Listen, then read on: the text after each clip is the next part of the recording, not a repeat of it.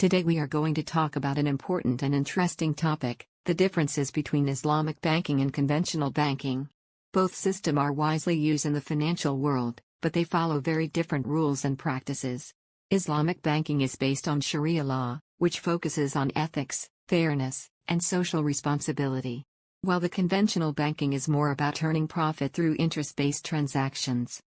Let's dive deeper into these two systems to understand how they work and affect the way banks serve to people. Islamic banking is guided by Sharia law, which emphasizes ethical, equitable, and risk-sharing financial practices. It strictly prohibits interest, uncertainty, and investments in prohibited industries such as alcohol, gambling, or speculative activities. Instead, Islamic banks use structures like mudaraba, murabaha, and ijara. For instance, in a home financing arrangement, instead of offering a loan with interest, an Islamic bank may purchase the property and sell it to the customer at an agreed price, allowing payment in installments. This ensures the transaction is asset-backed and free from riba. On the other hand, conventional banking primarily operates on interest-based mechanisms and profit maximization. Banks lend money to customers and charge interest as their primary source of revenue.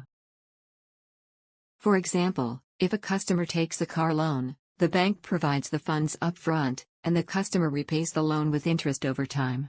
Unlike Islamic banking, conventional banks are not restricted by religious guidelines and focus on transferring risks rather than sharing them. This distinction between the two systems highlights their differing goals. Islamic banking seeks to promote fairness and social welfare in alignment with Islamic teachings, while conventional banking prioritizes financial growth and efficiency without ethical or religious constraints. Hi, do you guys know what is ethical and professional conduct in financial dealings?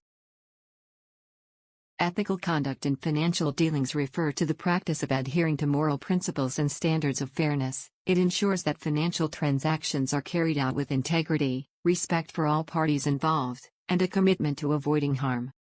Meanwhile, professional conduct focuses on the standards and practices that ensure individuals and institutions act with competence, honesty, and integrity in their professional capacity. Let us learn about ethical conduct of Islamic banking compared to conventional banking.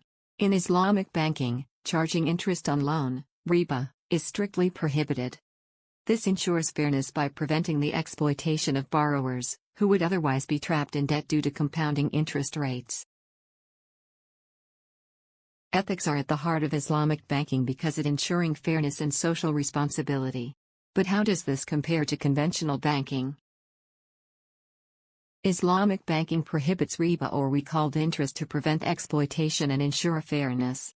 Profits are shared through risk-sharing models like mudaraba.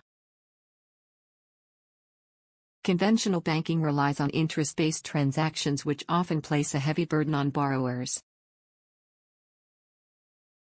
Islamic banking also encourages profit and loss sharing, promoting mutual accountability.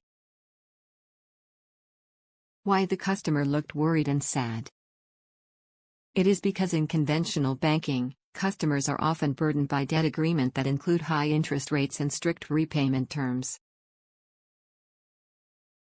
These conditions can lead to financial stress, as the borrower carries the majority of the risk without any shared responsibility from the bank. The lack of ethical consideration in such transactions often leaves customers feeling overwhelmed and uncertain. In Islamic banking, customer satisfaction stems from the ethical principles embedded in every transaction.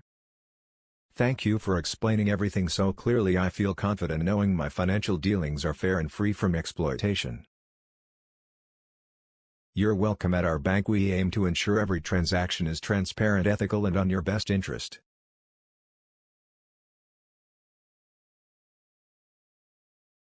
Let's see a real-life example of Islamic banking practices. Islamic banking stands out by offering financing models like musharaka and mudaraba, where the bank shares the risks and profit with customer. This partnership approach encourages trust and fairness. We will invest in your business and share the profits, ensuring we both grow together without burdening you with interest. This is exactly the support I needed. Thank you for believing in my business idea. Next, let's take a look about professional conduct between Islamic banking and conventional banking. In Islamic banking, professionalism is reflected in every aspect of customer interaction. Terms are clearly explained, ensuring full understanding, and transactions adhere strictly to Sharia principles promoting fairness and trust. In contrast, conventional banking may lack transparency and focus primarily on profit. Customers often face complex terms or hidden fees, which can lead to confusion and dissatisfaction. Islamic banking operates with professionalism by incorporating risk-sharing and ethical investments. Opposite to conventional banking that may shift the financial burden entirely to the customer. To conclude, what I can say is professional conduct in financial dealings builds trust in long-term relationships. Islamic banking upholds these values by providing a customer-first approach that ensures fairness and accountability in every transaction. Hi. This is an example of banking practices in Malaysia. First is Islamic banking practices. First is Bank Muamalats Ijara financing. This is a leasing product where the bank purchases an asset, like equipment or property, and leases it to the customer for a specified period. At the end of the lease term, the customer may have the option to purchase the asset at an agreed-upon price, aligning with the principles of Sharia by avoiding interest payments. Second is RHB Islamic Bank's Takaful products. RHB offers Islamic insurance, which is Takaful products that operate on the principles of mutual assistance and risk-sharing among participants. Customers contribute to a pool, which is then used to provide financial assistance to those in need, ensuring compliance with Islamic values. Next, we go to conventional banking practices. First is Hong Leong Bank's home financing. Hong Leong offers various home loan products with fixed or variable interest rates. The loans are structured to provide customers with flexibility in repayment terms, but they operate on an interest-based model where the bank earns income through interest payments. Second is Affin Bank's credit cards. Affin Bank provides credit cards that offer various rewards and cashback options. Customers can utilize credit lines but are charged interest on any outstanding balance beyond the grace period, reflecting a traditional risk transfer approach where the bank profits from interest charges on unpaid balances.